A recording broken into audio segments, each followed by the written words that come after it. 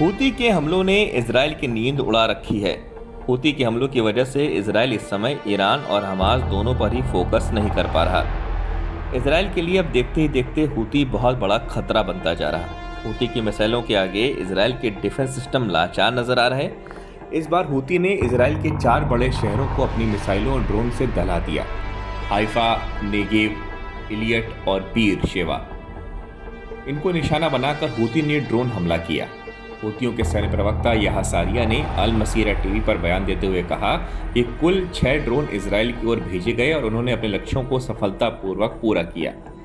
हूतियों का कहना है कि यह हमला इजराइल की उस नीति के खिलाफ किया गया जिसमें फिलिस्तीनियों पर अत्याचार हो रहा है। हूती प्रवक्ता ने यह भी कहा कि जब तक गाजा पट्टी पर हमला और नाकेबंदी जारी रहेगी तब तक हूती हमले करते रहेंगे।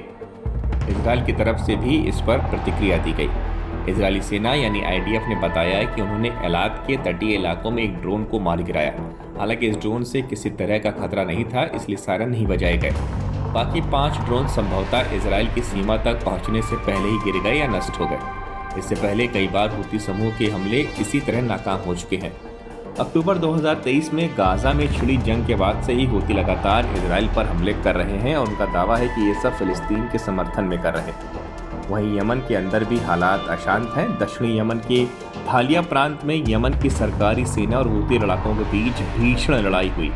यमन के एक सैन्य अधिकारी के मुताबिक हूतियों ने भारी हथियारों के साथ एक बड़ा हमला किया था ताकि सरकारी बलों की सुरक्षा रेखाओं को तोड़ा जा सके, लेकिन 1 घंटे की जबरदस्त लड़ाई के बाद अब पीछे हटना पड़ा। इस दौरान 3 हूती लड़ाके मारे गए और सरकारी सेना अपनी चौकियों पर काबिज रही। कुल मिलाकर ये पूरा घटनाक्रम बताता है कि यमन के हूती न केवल अपने देश में संघर्ष कर रहे हैं बल्कि गाजा युद्ध को लेकर इजराइल पर भी लगातार हमले कर रहे हैं। हालांकि इजराइल के पास मजबूत रक्षा प्रणाली है जिससे अधिकतर हमले नाकाम होते जा रहे हैं, लेकिन ये टकराव आने वाले समय में और भी गंभीर रूप ले सकता है।